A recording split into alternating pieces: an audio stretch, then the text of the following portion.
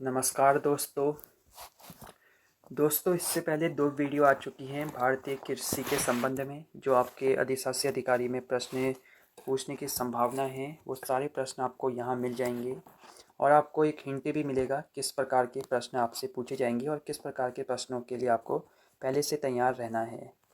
इससे आपको कॉन्फिडेंस भी आएगा आपके एग्ज़ाम पेपर में, और आप इस प्रकार के प्रश्न देखेंगे तो आप डीमोटिवेट नहीं होंगे कहीं ना कहीं अपने एग्ज़ाम पेपर में, जब एग्ज़ाम हॉल में आप बैठेंगे। क्योंकि कभी कभी ऐसा होता है कि हम एग्ज़ाम हॉल में बैठते हैं तो हम अलग ही प्रकार के प्रश्नों को देखते हैं। तो उन सब सिचुएशन के लिए आपको पहले से तैयार होना होगा और आपको मान के चलना होगा कि इस प्रकार के प्रश्न भी आएंगे। वैसे भी भारतीय कृषि आपके सिलेबस में लगा हुआ है और प्रश्न उसके आने ही हैं। आप जितनी नॉलेज लेंगे उतना आपका फ़ायदा होगा। अब देखिए, भारतीय कृषि में यूरिया का बहुत प्रयोग होता है। तो यहाँ इस प्रकार का प्रश्न पूछा गया है कि यूरिया में नाइट्रोजन किस रूप में उपलब्ध रहता है। तो यूरिया में नाइट्रोजन होता है, लेकिन यहाँ पूछा गया है कि यूरिया में नाइट्रोजन होता है वो तो सही है, लेकिन वो किस रूप में उपस्थित रहता है।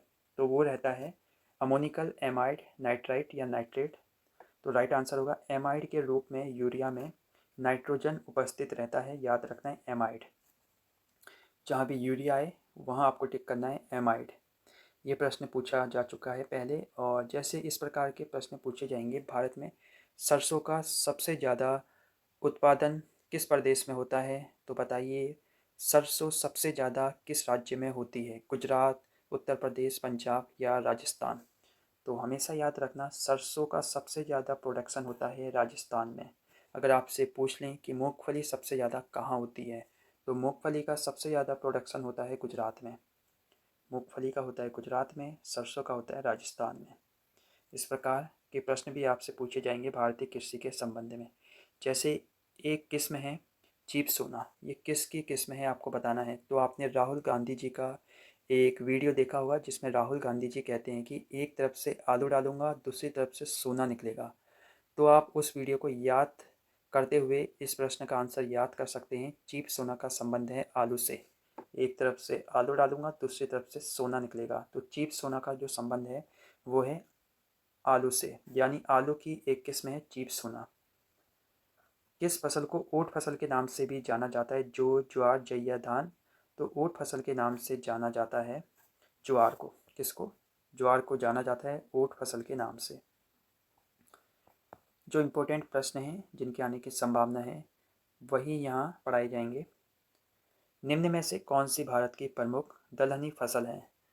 तो इस प्रकार के प्रश्नों के लिए भी आपको तैयार रहना होगा। तो पूछा गया है, बताइए निम्न में से कौन सी भारत की प्रमुख दलहनी फसल है। आपको फसलों की पहचान होनी चाहिए जब आप भारतीय कृषि पढ़ रहे हैं। तो राइट आंसर है चना। निम्न में से भारत की प्रमुख दलहनी फसल है, इम्पोर्टेंट है। उसके बाद है, देखिए ये प्रश्न है, इस प्रश्न के आने की पूरी संभावना है क्योंकि ये प्रश्न बहुत बार रिपीट हो चुका है। और प्रश्न है, भारत को कितने कृषि जलवायु क्षेत्र में बांटा गया है। तो बताइए, भारत को कितने कृषि जलवायु क्षेत्र में बांटा गया है। तो भारत को 15 जलवायु क्षेत्र में बांटा गया है। इसको ध्यान रखना है क्योंकि ये इम्पोर्टेंट प्रश्न है।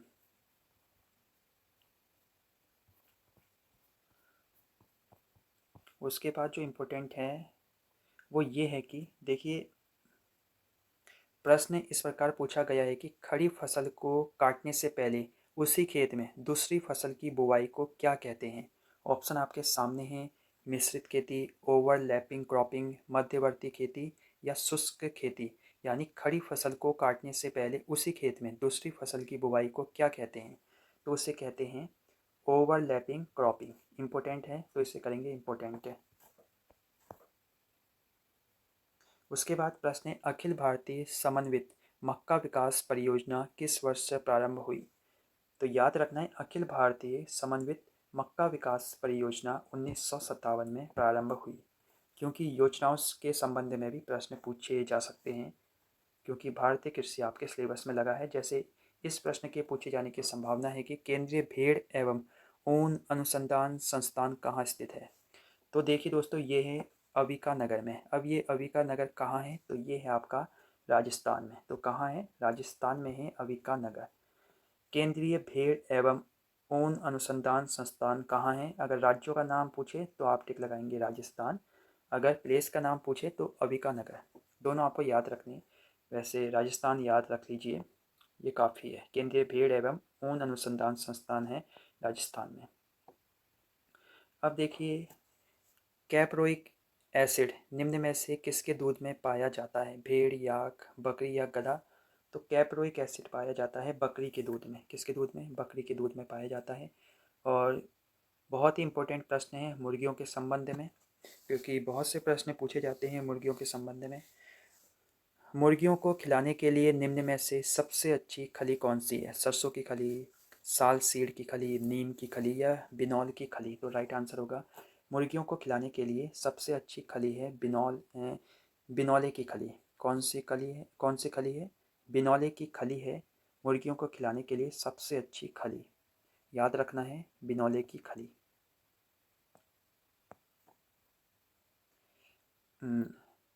साथ ही साथ मुर्गियों के रोग के संदर्भ में भी हम देख लेते हैं। जैसे मुर्गियों में एक स्वेलन होक सिंड्रोम होता है। तो पूछा गया है कि मुर्गियों में स्वेलन होक सिंड्रोम किसकी कमी के कारण होता है? जस्ता, मैग्नीशियम या कोबाल्ट? तो मुर्गियों में स्वेलन होक सिंड्रोम होता है मैग्नीज की कमी से। किसकी कमी से होता है? मैग्नीज की कमी से होता है। इसको आपको ध्यान रखना है। और एक और प्रश्न इम्पोर्टेंट हमें दिख रहा है कि सुनंदनी नस्ल किससे संबंधित है? भैंस से, गाय से, याक से या बकरी से? तो जहाँ लग जाएगा सु और उसके बाद लग जाएगा नंदनी, तो वो नस्ल हो जाएगी गाय की। तो गाय की नस्ल है सुनंदनी। याद रखना है, बहुत ही सिंपल है क्योंकि बहुत ही प्यारा नाम है और ये प्यारा नाम गाय के लिए ही हो सकता है। इम्पोर्टेंट प्रश्नों की ओर चलेंगे और प्रश्न है, पौधे रोपित धान में साधारण रूप में प्रयोग होने वाला खरपतवारनाशी कौन सा है? तो वो है ब्यूटाक्लोर। क्या है? ब्यूटाक्लोर है पौधे रोपित धान में साधारण रूप में प्रयोग होने वाला खरपतवारनाशी।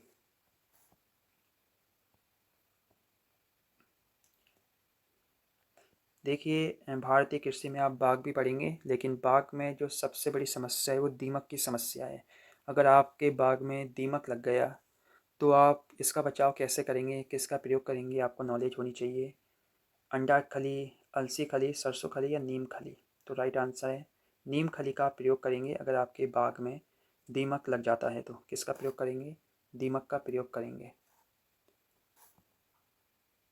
उसके बाद है अनावश्यक पादप पोषक तत्व है जिंक, गंधक, सोडियम या पोटेशियम? तो राइट आंसर है अनावश्यक पादप पोषक तत्व है सोडियम।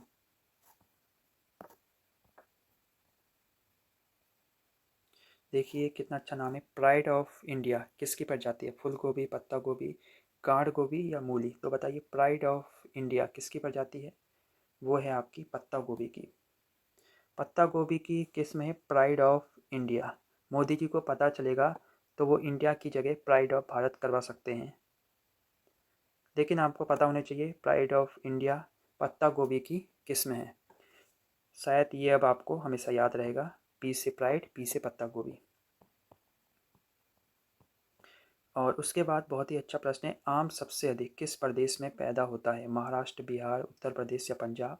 तो आम सबसे ज़्यादा होता है यूपी में, उत्तर प्रदेश में, जहाँ से हमारे उत्तराखंड का निर्माण हुआ है, जहाँ से हमारा उत्तराखंड निकला है।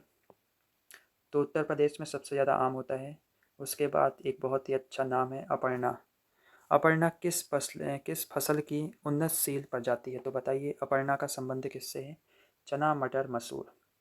तो अपर्णा किस्म का जो संबंध है वो मटर से है, जो कि आप जाड़ों में खाएंगे। तो याद रखिए, अपर्णा मटर खाइए इस बार और मस्त रहिए। और हमेशा याद रखिए, अपर्णा किस में संबंधित है? मटर से। किससे? मटर से।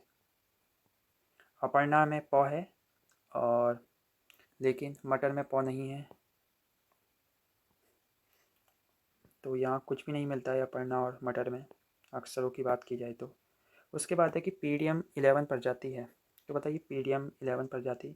तो ये मूंग की प्रजाति है, PDM-M, मूंग की दाल, मूंग की खिचड़ी। और PDM-11 संबंधित है मूंग से। बकरी के दूध में वसा का औसत प्रतिशत कितना होता है? तो वो होता है 4 से 5% होता है बकरी के दूध में वसा का प्रतिशत। एनीमोमीटर का प्रयोग किसके मापन में किया जाता है? तो ये किया जाता है वायु की गति के मापन में। किसकी गति के मापन में? वायु की गति के मापन में किया जाता है एनीमोमीटर का प्रयोग। भेड़ का औसत जीवन काल कितना होता है? तो कितने वर्षों तक रहती है भेड़? भेड़ हमारे लिए बहुत उपयोगी है, तो पता होना चाहिए। भेड़ का जो जीवन काल है वो है 10 से 12 वर्ष। इम्पोर्टेंट है, क्योंकि किसानों को बहुत फ़ायदा होता है भेड़ से। तंबाकू में रचाई बढ़ाने के लिए प्रयोग किया जाता है। तंबाकू में रचाई टेस्ट बढ़ाने के लिए की जाती है, यानी जो तंबाकू में रचाई की जाती है वो किस लिए की जाती है? तो वो तंबाकू की गुणवत्ता बढ़ाने के लिए की जाती है। उसके बाद है फुहारा सिंचाई। आपने देखी होगी। फुहारा सिंचाई का प्रयोग किन क्षेत्रों में होता है? तो बताइए, अधिक वर्षा वाले, सुनिश्चित सिंचाई वाले, ऊंची नीची भूमि वाले, या उपरोक्त में से कोई नहीं? तो फुहारा सिंचाई का प्रयोग होता है ऊंची नीची भूमि वाले। इंपॉर्टेंट है, याद रखना है। ऊंची नीची वाली भूमि में फुहारा सिंचाई का प्रयोग किया जाता है। आपने कई खेतों में देखा होगा फुहारा लगा हुआ। क्षेत्रफल की दृष्टि से भारत में पपीते का स्थान कौन सा है? तो वो है दूसरा। क्षेत्रफल की दृष्टि से भारत में पपीते का स्थान है सेकंड। रॉक फास्फेट का प्रयोग डैश में किया जाता है? तो रॉक फास्फेट का प्रयोग किया जाता है क्षारीय भूमि में। किसमें किया जाता है? क्षारीय भूमि में रॉक फास्फेट का प्रयोग किया जाता है। दलहनी फसलों को फसल चक्र में शामिल करना चाहिए, क्योंकि ये मिट्टी उर्वरता बनाए रखने में सहायक होते हैं। तो मिट्टी की उर्वरता बनाए रखने में सहायक होती हैं दलहनी फसलें, इसलिए दलहनी फसलों को फसल चक्र में शामिल करना चाहिए। तो दलहनी फसलें इंपॉर्टेंट है हमारे लिए। ऑप्शन बी है राइट आंसर, क्योंकि ये मिट्टी की उर्वरता बनाए रखती हैं। तो आपको पता होना चाहिए ये सब। निम्न में से किसमें प्रोटीन की मात्रा सबसे ज़्यादा होती है? अरहर, मूंग, सोयाबीन या उड़द? तो सोयाबीन सबको पता है कि सबसे ज़्यादा जो प्रोटीन है वो सोयाबीन में पाया जाता है। भैंस का प्रथम परखनली शिशु कहाँ तैयार किया गया? तो बताइए, वो किया गया करनाल में। करनाल में किया गया भैंस का प्रथम परखनली शिशु तैयार।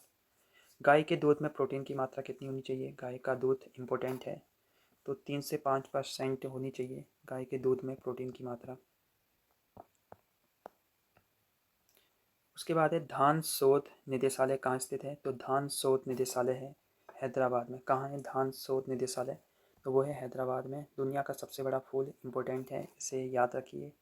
रैपलेसिया है दुनिया का सबसे बड़ा फूल। कौन सा है? रैपलेसिया। उसके बाद है गेहूं की कटाई करते समय नमी का कितना % होना चाहिए? तो गेहूं की कटाई करते समय नमी का जो परसेंटेज होना चाहिए वो होता है 10 से 12% होना चाहिए। किस राज्य में मूंगफली का सबसे ज़्यादा उत्पादन होता है? तो बताइए। तो वो होता है गुजरात में। ये हम देख चुके हैं, सबसे ज़्यादा मूंगफली गुजरात में होती है, सबसे ज़्यादा प्रोडक्शन गुजरात में होता है। थ्रेसर का प्रयोग क्यों किया जाता है? तो थ्रेसर का प्रयोग किया जाता है अनाज की मिलिंग में। अनाज की मिलिंग करने में थ्रेसर का प्रयोग किया जाता है, इसे आपको याद रखना है।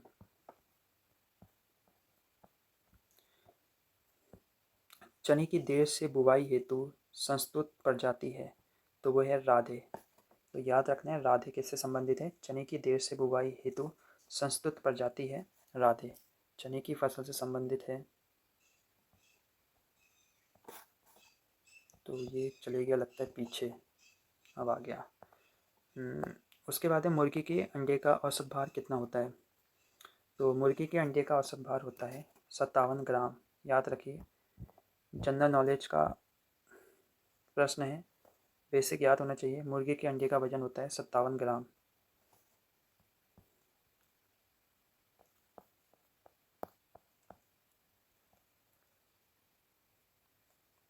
जल की गैस से अवस्था है, जल की गैस से अवस्था है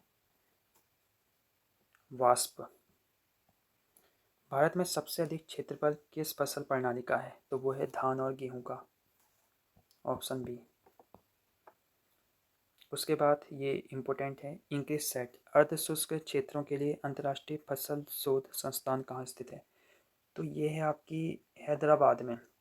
अर्ध शुष्क क्षेत्रों के लिए अंतर्राष्ट्रीय फसल शोध संस्थान है हैदराबाद में। भूरी क्रांति का संबंध किससे है? तो ये है उर्वरकों से।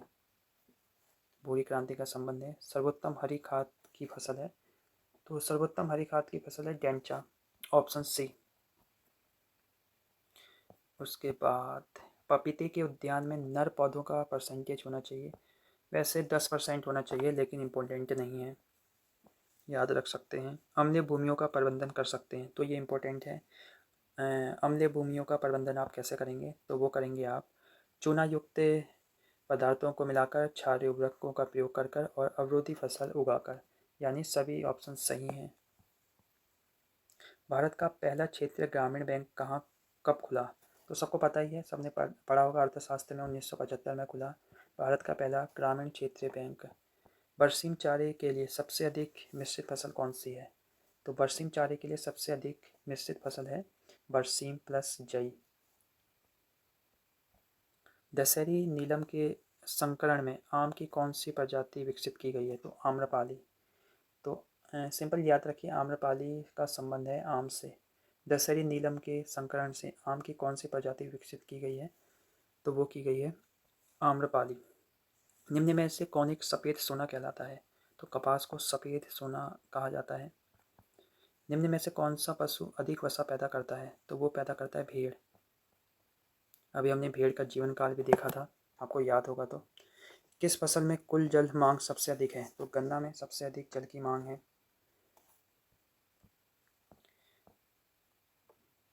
एजोटोबैक्टर का प्रयोग कर सकते हैं कपास में, गन्ना, धान सभी में कर सकते हैं। देखिए धान का खीरा रोग हमने जो पिछली वीडियो देखी थी उसमें भी रिपीट हुआ था, तो ये बहुत बार रिपीट होता है और ये जिंक की कमी से होता है। धान का खीरा रोग, धान का खीरा रोग जिंक की कमी से होता है, इसे आपको याद रखना है। लेकिन उसके बाद है, निम्न में से कौन सी मोटे अनाज की फसल से संबंधित है, तो बाजरा है।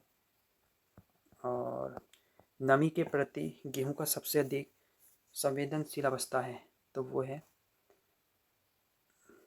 ताजमूल अवस्था। नमी के प्रति गेहूं की सबसे अधिक सेंसिटिव अवस्था है ताजमूल अवस्था, तो याद रख लीजिए। भारतीय गन्ना अनुसंधान केंद्र, ये इम्पोर्टेंट है, इसको इम्पोर्टेंट करिए। भारतीय गन्ना अनुसंधान केंद्र कहाँ है, ये लखनऊ में है। सोयाबीन किस कुल का पौधा है, तो ये है लेग्यूमिनोसी। किसका है, लेग्यूमिनोसी से संबंधित है सोयाबीन। खरीफ दलहनी फसलों में सामान्यतः प्रयोग होने वाला खरपतवारनाशी है, ये इम्पोर्टेंट है। पूछा गया कि खरीफ दलहनी फसलों में सामान्यतः प्रयोग होने वाला खरपतवारनाशी है, तो वो है पेंडीमेथिलिन, इम्पोर्टेंट है पेंडीमेथिलिन। बाकी कल देखेंगे अन्य प्रश्नों को, बने रहें चैनल के साथ, सब्सक्राइब जरूर करें।